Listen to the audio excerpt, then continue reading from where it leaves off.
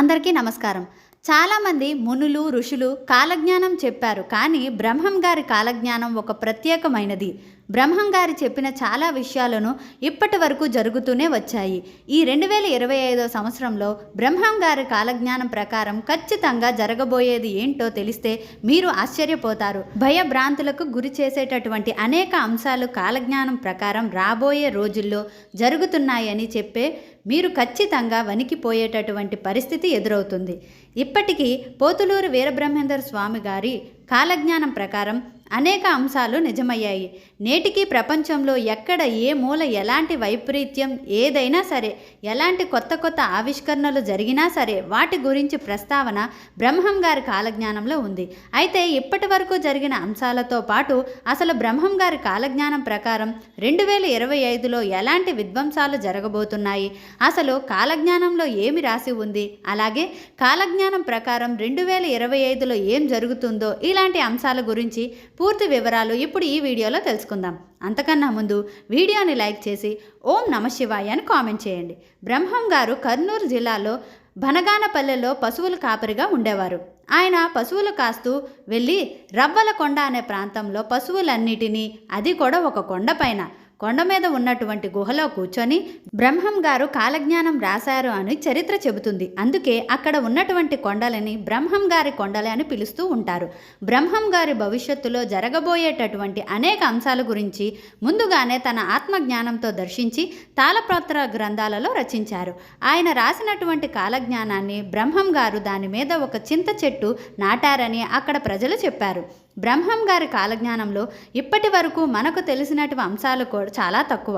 బ్రహ్మం గారు ఇప్పటికే చెప్పినటువంటి కాలజ్ఞానంలో అంశాలను పరిశీలిస్తే కాశీలోని దేవాలయం 40 రోజుల పాటు మూతపడుతుందని, పరమ పవిత్రమైనటువంటి గంగానదికి వరదలు వస్తాయని, అటువంటి సమయంలో కలరా వ్యాధితో అనేక మంది ఇబ్బందులు ఎదుర్కొంటారని ఆయన కాలజ్ఞానంలో చెప్పారు. నిజంగానే వరదలు రావడం కారణంగా, కలరా వ్యాధి వ్యాపించడం కారణంగా కాశీ పుణ్యక్షేత్రాన్ని దర్శించడానికి భక్తులు ఎవరూ వెళ్ళలేదు. దీని కారణంగా కాశీలో దేవాలయాన్ని 40 రోజుల పాటు మూసివేశారు.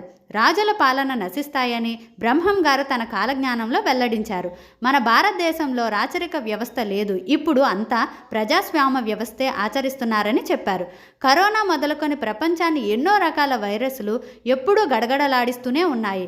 కొన్ని వ్యాధులకైతే శాస్త్రవేత్తలు ఇంకా మందులు కూడా కనుక్కోలేకపోతున్నారు. 2025 సంవత్సరంలో అక్రమ సంబంధాలు విపరీతంగా పెరిగిపోతాయని, ఇవి హత్యలకు దారితీస్తాయని బ్రహ్మం గారు తన కాలజ్ఞానంలో చెప్పారు.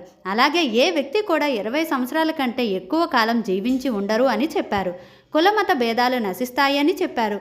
భూకంపాలు ఏర్పడడం వలన అన్ని వ్యవసాయ భూములు ధాన్యాన్ని ఉత్పత్తి చేయలేవు. తీవ్రమైన ధాన్య కొరత ఏర్పడుతుందని చెప్పారు. అలాగే సూర్యుడు అనగా ఎండలు ఇంకా విపరీతంగా పెరుగుతాయని చెప్పారు. అంతేకాకుండా బ్రహ్మం గారి కాలజ్ఞానంలో జరగబోయే అంశాల గురించి, ముఖ్యంగా ఈ 2025లో జరగటానికి అవకాశాలు ఎక్కువగా ఉన్న అంశాల గురించి కూడా ఎన్నో ప్రస్తావించారు.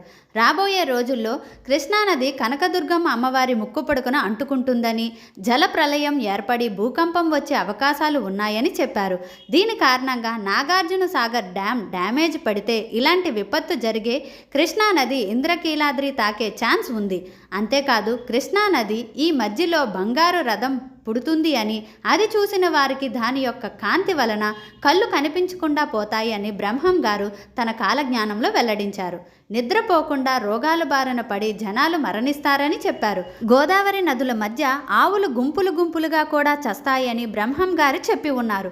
వయసుతో సంబంధం లేకుండా కామవాంఛతో పెళ్లి జరిగి ఏడాదిలోనే విడిపోతారని చెప్పారు.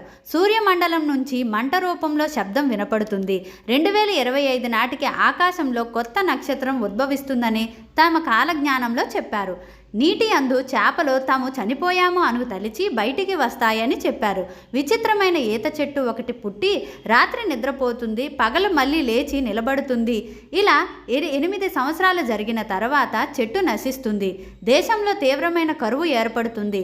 ప్రళయానికి సూచనగా ఆకాశం అవుతుంది. తిరుపతికి వెళ్లే దారులు అన్నీ కూడా మూసుకుపోతాయి. శ్రీ వెంకటేశ్వర స్వామి సంపదను 6 దొంగలు దోచుకుంటారు. శ్రీశైలం మల్లికార్జునుడు భక్తులతో మాట్లాడుతాడు. బనగానపల్లి ప్రాంతం మీద చింత చెట్టుకి జాజు పువ్వులు పూస్తాయి. యాగంటి బసవన్న రంకె వేస్తాడు. మధుర మీనాక్షి జనులతో మాట్లాడుతుంది. శ్రీకాళహస్తి గుడిలో దోపిడీ జరుగుతుంది. మల్లికార్జునుడు శ్రీశైలం నుంచి వదిలి వింధ్యా పర్వతాలకు వెళ్తాడు. శ్రీ కుమారస్వామి ఆలయం వారం రోజుల పాటు మూసివేస్తారు. బెంగుళూరులోని వైశ్యకులంలో శ్రీ మహాలక్ష్మి జన్మిస్తుంది. అర్ధరాత్రి సూర్యోదయం అవుతుంది. తిరుమలలో శ్రీవారి కుడిభుజం పగులుతుంది. రాయదుర్గంలో రామచిలుక వేర ధర్మాలను చెబుతుంది. 2060 సంవత్సరం నాటికి ప్రపంచ జనాభా అంతా సగానికి తగ్గిపోతుంది. ఈశాన్య దిక్కున విషవాయువు పుట్టి అధిక సంఖ్యలో జనాలు మరణిస్తారు. బ్రహ్మం గారి కాలజ్ఞానంలో ఇప్పటి వరకు జరిగిన నిజాలు ఏమిటి అంటే, నీళ్లతో విద్యుత్ దీపాలు వెలిగిస్తారు అని చెప్పారు. అంటే మనం కరెంటు బల్బులను వాడుతున్నాం కదా, అదే. వీధి బొమ్మలు రంగులు పూసుకొని రాజమేలుతాయని చెప్పారు. అంటే సినిమా యాక్టర్స్ ఎంతోమంది రాజకీయాల్లోకి వచ్చి రాణిస్తున్నారు. జనసంఖ్య విపరీతంగా పెరుగుతుంది అని చెప్పారు. అంటే ప్రపంచవ్యాప్తంగా చాలా జనాభా పెరుగుతుంది అని అర్థం. గట్టివాడైన పొట్టివాడు ఒకడు దేశాన్ని పాలిస్తాడని చెప్పాడు. అంటే లాల్ బహదూర్ శాస్త్రి పరిపాలించారు. ఒక వితంతువు 16 సంవత్సరాల పాటు రాజ్యం ఏలుతుంది అన్నారు. అంటే ఇందిరాగాంధీ గారు పరిపాలించారు. గ్రామాలలో పట్టణాలలో మృగ జంతువులు ప్రవేశించి మానవుల ప్రాణాలను తీసేస్తాయని చెప్పారు. ఇలాంటి వార్తలను మనం ప్రతిరోజు చూస్తూనే ఉన్నాం. దేవతా విగ్రహాలను దొంగిలించబడతాయని చెప్పారు. చావు పుట్టుకలు మాత్రం కనిపెట్టలేరు అని చెప్పారు. లేకపోతే ప్రపంచంలో ఏ వింత జరిగినా కూడా ఇదే బ్రహ్మం గారు తన కాలజ్ఞానంలో అన్నాడని చెప్పారు అంటూ ప్రజలు ఇప్పటికీ గుర్తుకు తెచ్చుకుంటూ ఉంటారు. కాలజ్ఞానంలో చెప్పినవన్నీ పొల్లు పోకుండా ఇప్పటి వరకు జరిగాయి, జరుగుతున్నాయి కూడా. నీటిని కొనుగోలు చేస్తారు. మనుషులు పక్షుల్లా ఎగురుతారు అని చెప్పారు. భర్తలను భార్యలు ఏలుతారు. ఆకాశాన పొగమంటలు పుట్టెను అని చెప్పారు. వేప చెట్టుకు అమృతం కారును. 6 మతాల వారు ఒకటయ్యను. దేవస్థలంలో పాపాత్ములచే నష్టం అయ్యెను. నిక్షేపాలు బయటపడెను. చీమకుర్తి బెజవాడ మహాపట్టణాలు అవుతాయి అని చెప్పారు. ఉత్తములైన వాళ్ళు అల్పులకు దాసితనము చేస్తారు. కామకత్వం పెరుగుతుంది. ఒకరి కష్టం మరొకరు పాలయ్యను. సర్వ వస్తువులు కల్తీ అవుతాయి. భర్తలను భార్యలు, భార్యలను భర్తలు ధనం కోసం వేపుకు తింటారు అని చెప్పారు. ముండమోపులు ముత్తైదువులు అవుతారని చెప్పారు. ఆకాశము నుండి 2 బంగార హంసలు వచ్చి పురములు యందు వనములు యందు సంచరించుచు పాపాత్ములైన జనులను చూచి పట్టుదమన పోయి కనులుగాక గిరగిరా తిరిగే లక్షోపలక్షల ప్రజలు చచ్చరు.